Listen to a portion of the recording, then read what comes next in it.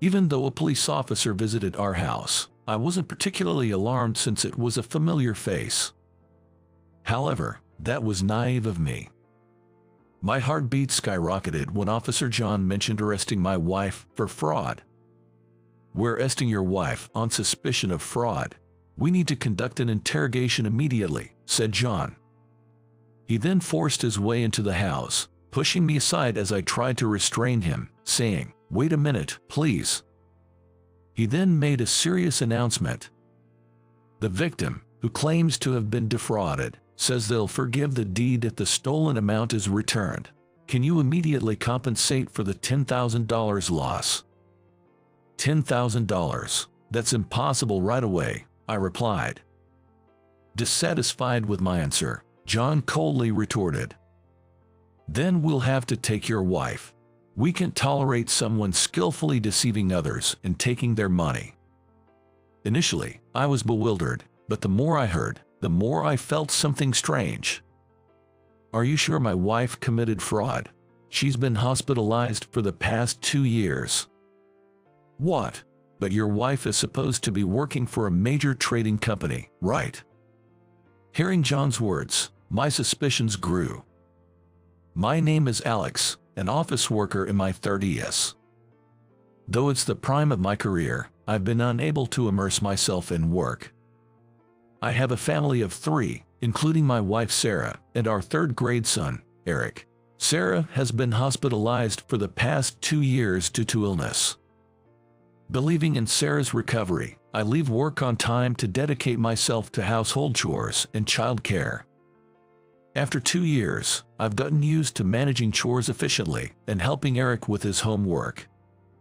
There are days when I have to work on weekends, but I still manage to visit Sarah with Eric 2 or 3 times a month.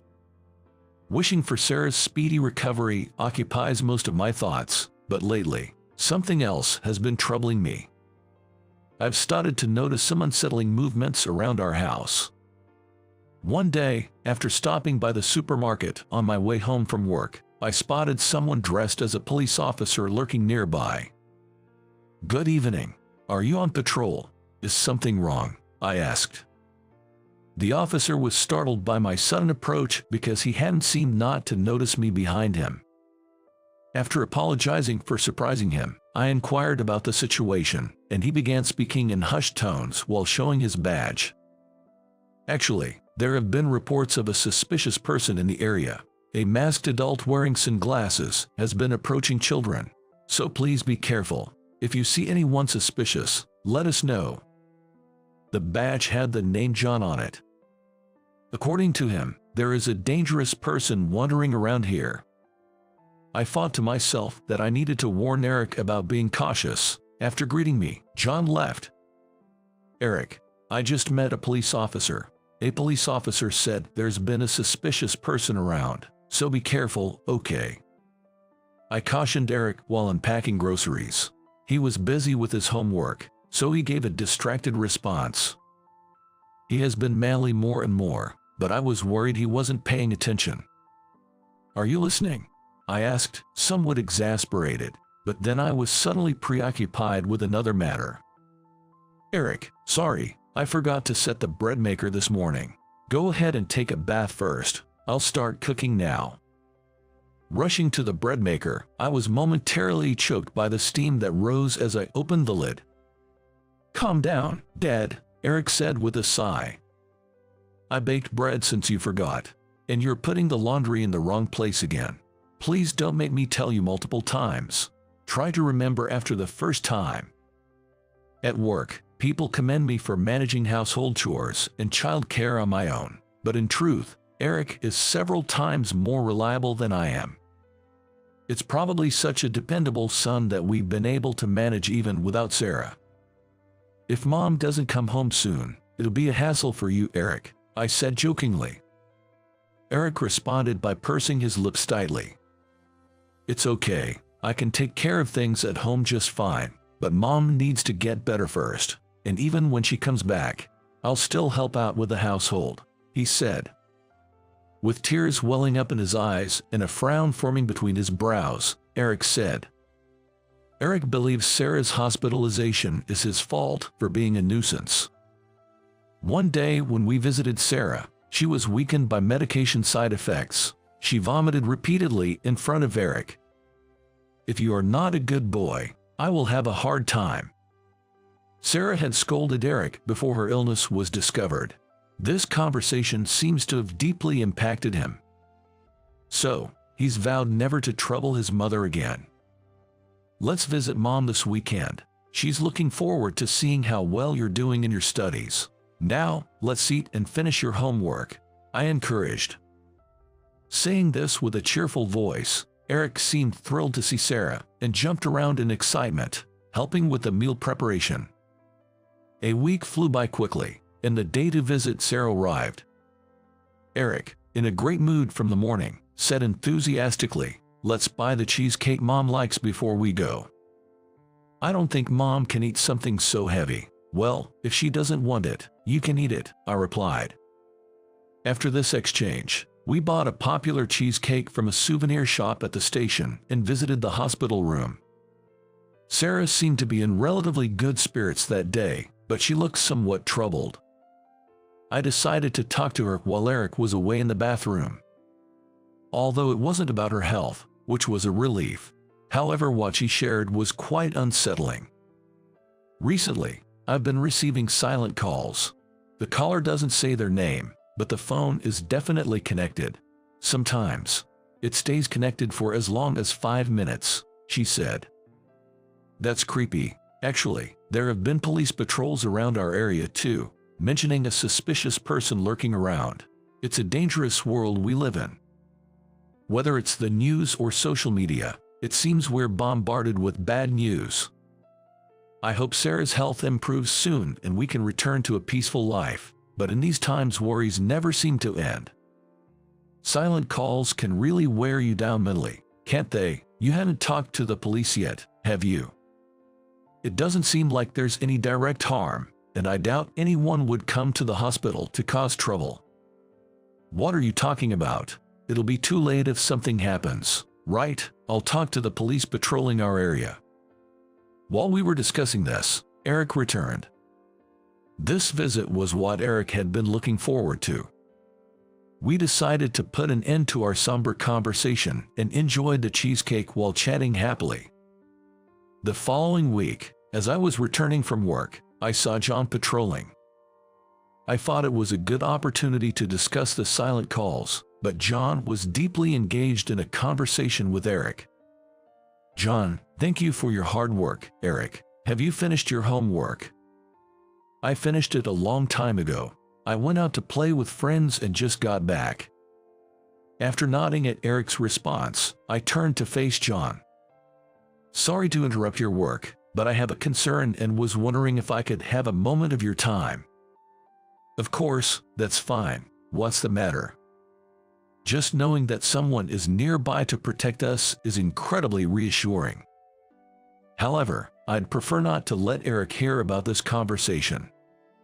Eric is already concerned about Sarah. If he knew about the silent calls to Sarah, it would surely distract him from his studies and daily life. "Eric, can you go home and warm this up for me?" "What? No, I want to hear the conversation too." "This conversation doesn't concern you, Eric. Please go inside."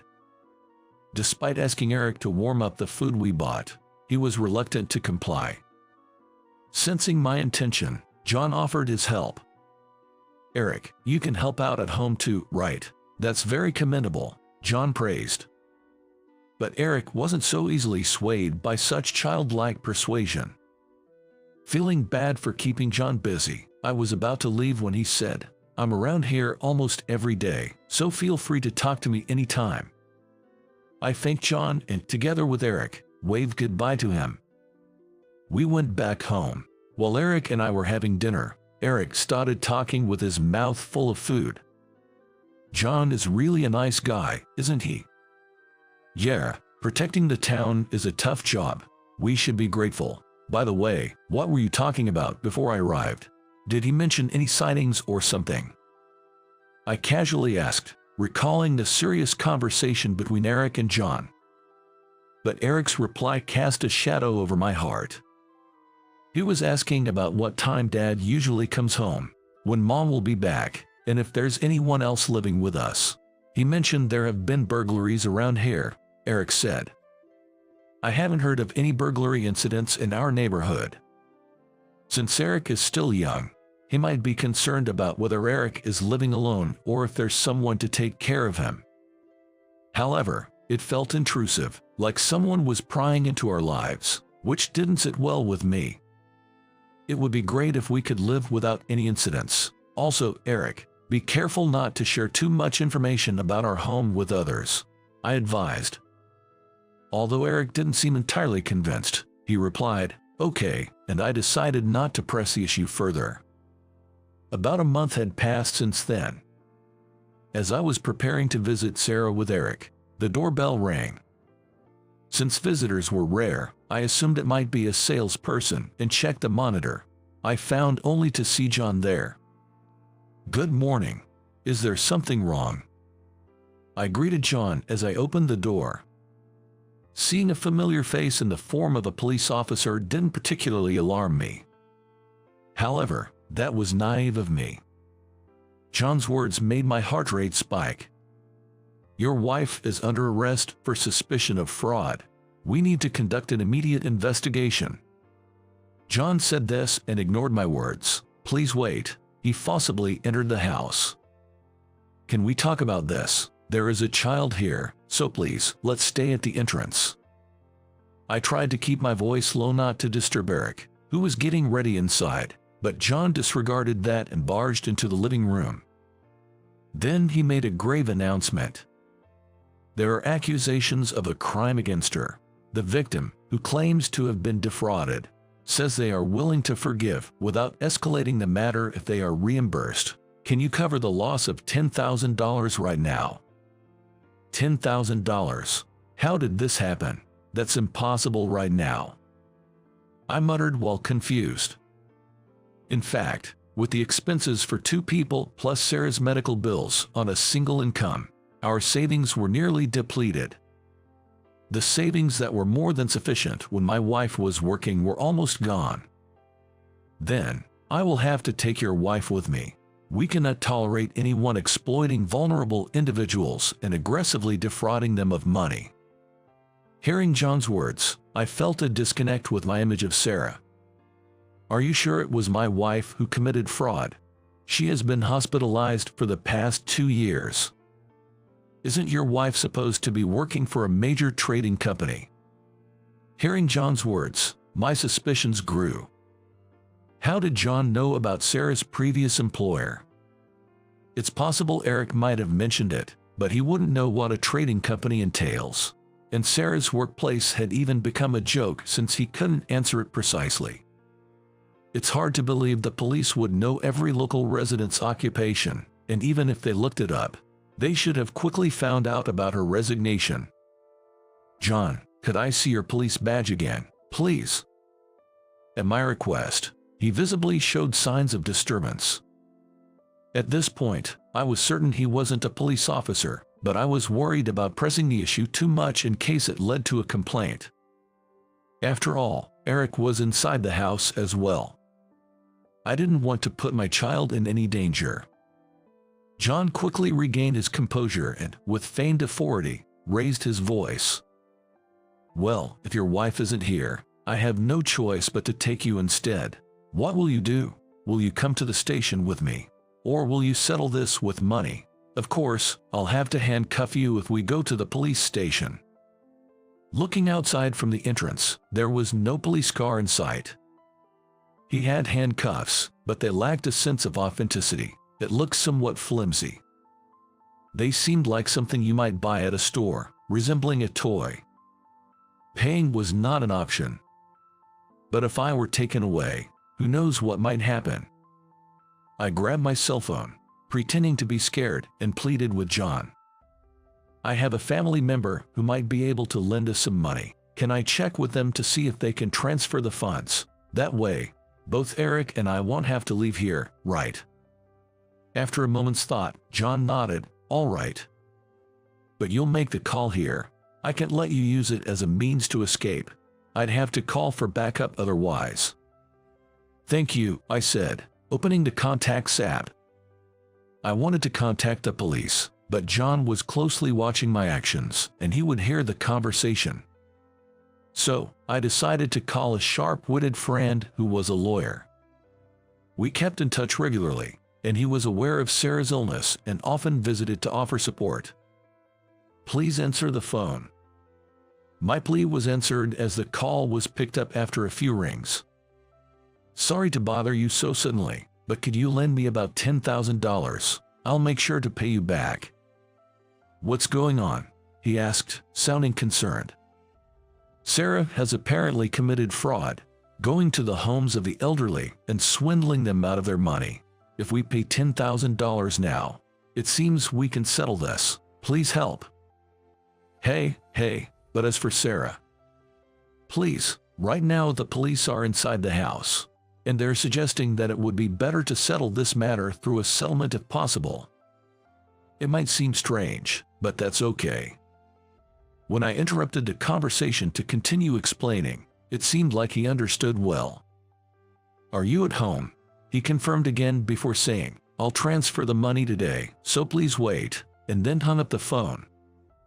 It seems like we can manage the money issue. I'll make the payment today. I told John, and he nodded in satisfaction. Then please transfer the money to the account I'm about to tell you. Since I'm helping out with this, it could be risky for my position. I'll make myself scarce once the payment is confirmed, he said. After saying that, John handed me a note with the transfer details and headed towards the entrance. When I opened the front door, a loud yelling voice could be heard from the room. My mom would never do such a thing. You're a liar. It seemed like Eric, who had been listening, was glaring at John with his shoulders hove. John was surprised by the fierce anger directed at him, but considering the opponent was a child, he quickly regained his composure. Eric, I understand you want to believe that, but your mom is a criminal. When someone does something wrong, they need to make amends, he said. Triggered by the word criminal, Eric attacked John even more aggressively. Shut up. The criminal is you. You're the one who's going to get caught by the police. As Eric made a commotion at the entrance, curious neighbors began to gather and wonder what was happening. With the presence of the police, the crowd of onlookers quickly grew. In such a situation, John, who looked flustered, tried to escape by saying something vague. Suddenly, Eric raised his voice loudly. That man is a bad person. Catch him. Reacting to Eric's voice, the onlookers restrained John for the moment.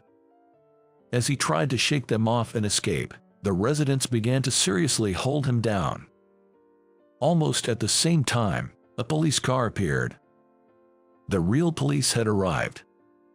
Feeling relieved, I was about to let my guard down when I saw Eric mustering his courage. I couldn't show any weakness. I approached a person who had gotten out of the police car to explain the situation. I was asked to confirm the name and was told, "We received a call from someone claiming to be a friend of yours," so I told them what happened. I mentioned that there was talk of settling with money because my wife was suspected of fraud, and the police officers shook their heads, saying, "That's not passable." I didn't suspect anything since they had been patrolling around our house and had a police badge, I said. Hearing this, the police took the badge from John. According to the police, although the badge looked authentic, there was no one named John in their department. It turned out to be a scam pretending to be the police. John, who was about to be taken away in the patrol car, was desperately resisting. I was just following orders. I'm not the bad guy. Besides, this guy's wife works for a major company and is rich, right? Rich people should give some money to the poor. I was furious at John's baseless and selfish arguments. Before I could say anything, Eric yelled back loudly. My mom is fighting an illness and is hospitalized. My dad is working hard for my mom and me. Don't talk like you're the only one suffering. Silenced by Eric's scolding, John had nothing to say. The gathered neighbors also agreed with Eric and said that's right, and sent applause to cheer him on. John couldn't say anything in response and quietly got into the police car. It turned out that the call to the police was made by the friend, who sensed that something serious was happening from the phone call. Speaking to him, who is a lawyer, he gave me an idea of what might happen to John, who had impersonated a police officer using a false name. Later, the police also contacted me, informing me that John was involved in another case as well. The silent calls to Sarah were also traced back to John's phone, indicating some nefarious plan.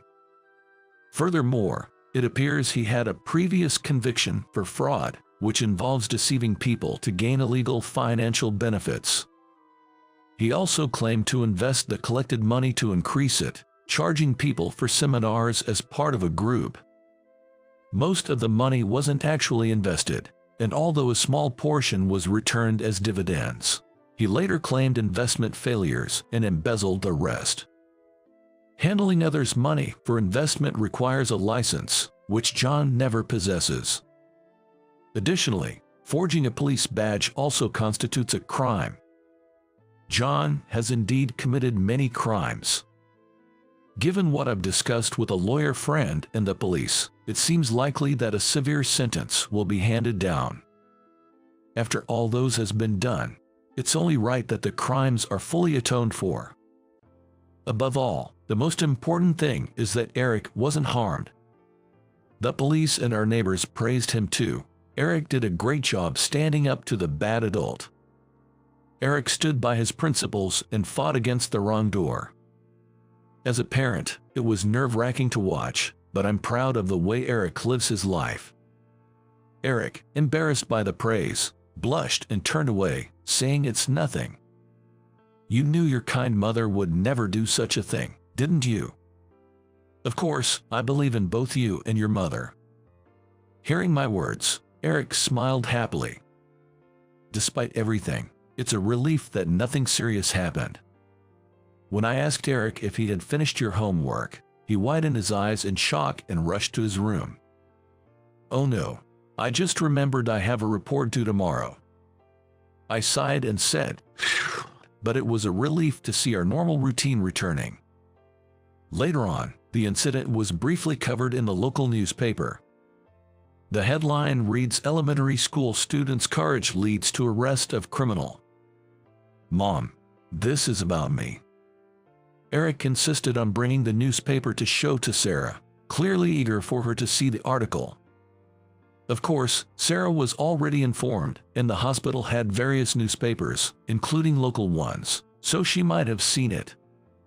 However, Sarah reacted as if it was her first time seeing it, indulging Eric. Wow, is that really about Eric? I can't believe it. Really, look, it even says Eric. Listening to Eric's earnest explanation while pointing at the paper, Sarah also showed great surprise. Watching the two of them, I shared with Sarah what happened at the time. Eric was really cool.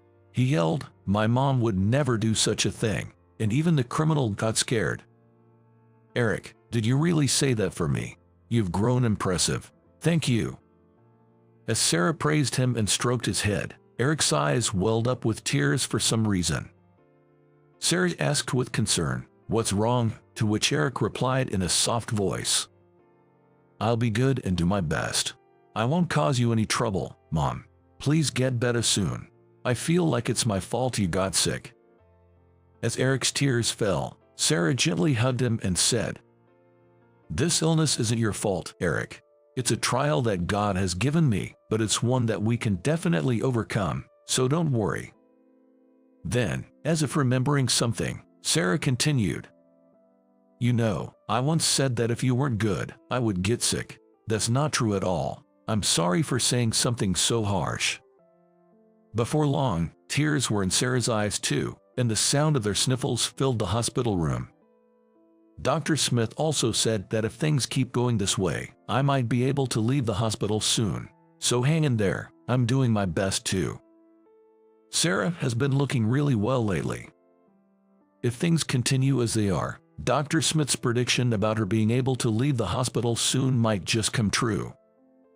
With that hope, I sincerely prayed for her recovery. Months have passed since then. Sarah's battle with her illness came to an end. There were times when we feared the worst, but thanks to Dr. Smith's dedicated treatment and Sarah's efforts, she's now able to lead a normal life. Today is Eric's school visitation day. It's been a long time since Sarah and I went to see Eric at school together. Eric has really grown up, Sarah noted. Indeed, Eric stood confidently in front of the blackboard, just as Sarah said.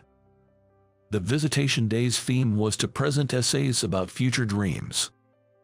I remember seeing Eric revise his essay several times a few months ago. Although I usually check his homework, he insisted on keeping this essay a secret, so today was the first time I heard it. My dream is to become a police officer. I've caused a lot of trouble for my parents until now, but I won't anymore. I've been treated kindly by many people, so I want to become a police officer to repay that kindness. I've realized that not everyone in the world is kind based on my experiences. I want to act to protect my loved ones from such people. Becoming a police officer is not easy, but my mom taught me that we can overcome any trial. My mom fought hard against a tough illness and managed to get better. I want to be an adult who doesn't give up when faced with difficulties. Just like her. If anything happens, I will protect my parents. Both Sarah and I couldn't help but shed tears as Eric passionately expressed his thoughts in a loud voice. I also made a firm vow to become a commendable father who can protect my family.